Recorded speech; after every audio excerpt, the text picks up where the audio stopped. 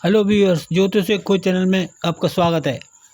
मित्रों, जन्म कुंडली को रीड करने के लिए सबसे पहले जो चीज़ देखी जाती है वह है ग्रहों के गुण और स्वभाव।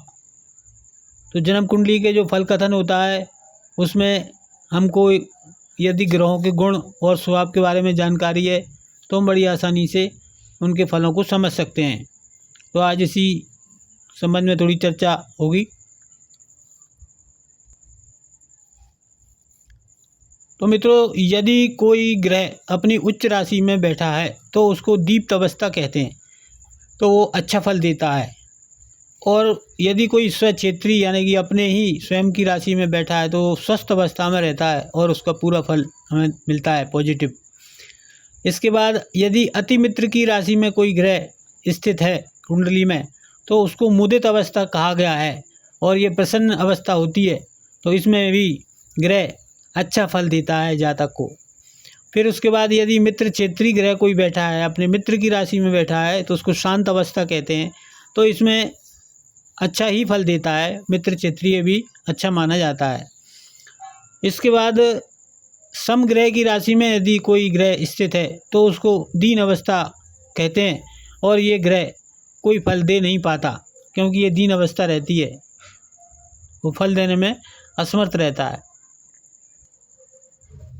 इसके बाद मित्रों देखें तो यदि कोई ग्रह शत्रु क्षेत्रीय बैठा है यानी कि अपने शत्रु की राशि में बैठा है तो उसको दुखी अवस्था कहा जाता है और ये दुखी अवस्था में कोई भी ग्रह अच्छा फल नहीं देता है। उसके बाद पाप ग्रह की युति अगर किसी ग्रह के साथ हो जाए, पाप ग्रह जैसे कि पाप ग्रह होते हैं शनि, मंगल, राहु, केतु और सूर्य को भी क्रूर माना गया है, तो ये विकल स्थिति होती है, तो यहाँ पर ग्रह बुरा फल ही देता है। इसके बाद मित्रों, पाप ग्रह की राशि में अगर आ जाए, शनि की राशि में या मंगल की राशि में, तो ये खल होता है। खल मतलब एक दुष्ट प्रवृत्ति का व्यक्ति, तो ये उसी हिसाब से आपको दुष्टता के ही परिणाम देगा यानी कि खराब फल देगा जातक को।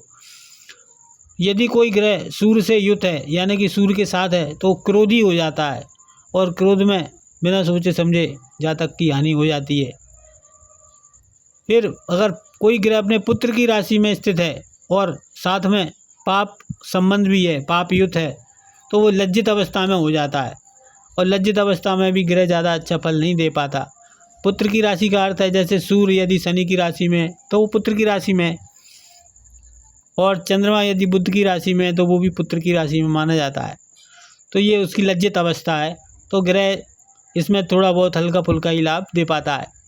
इसके बाद यदि उच्चस्थ ग्रह या मूल त्रिकोण राशि में बैठा है तो इसको गर्भित अवस्था कहते हैं और ग्रह अच्छा फल देता है। तो मित्रों, आज इतनी जानकारी है, फिर आगे और देंगे। तो अभी आप इस जानकारी को थोड़ा ध्यान से समझें और अपने जो सीखने वाले नई पीढ़ी के लोग हैं उनको ये जानकारी काफ़ी काम आएगी। और इसी के साथ आज का वीडियो होता है। नमस्कार।